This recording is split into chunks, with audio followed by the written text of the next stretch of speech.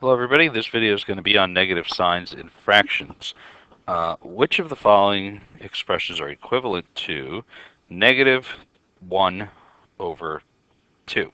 Well, remember, a fraction bar is a division, so this is really a negative divided by negative 1 divided by positive 2. So a negative divided by positive means the entire fraction is negative.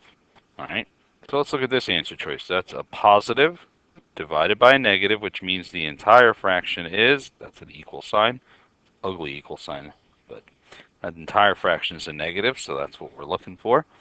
This one is a negative divided by a negative, which means the entire fraction is positive. So it's not that one, and it's clearly not none of the above. All right, let's look at the second one.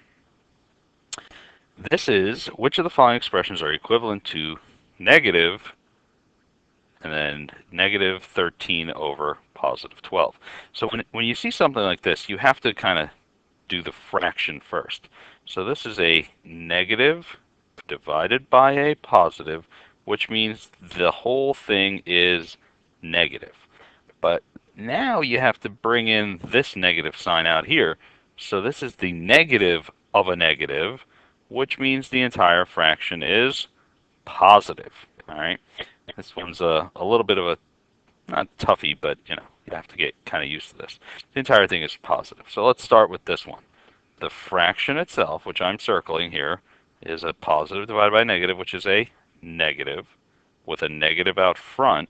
So it's a double negative, which makes this fraction a positive, and they're both 13 over 12, so 13 over 12. So they're both positive 13 over 12 in the end. This one is a positive divided by a negative, which means the fraction is negative. So it's not answer choice B, and C is none of the above. And the last one is very similar to the previous one.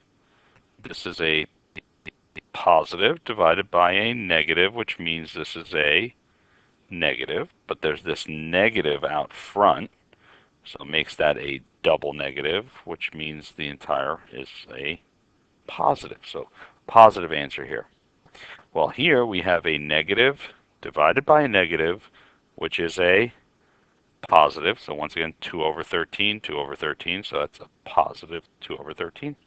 Here, if we start with this, you have a negative divided by positive, which is a negative. But then we have to factor in this negative sign on the outside. So a negative of a negative means the entire fraction is a positive. So this one and the one above it are both correct. Hope you enjoyed the video.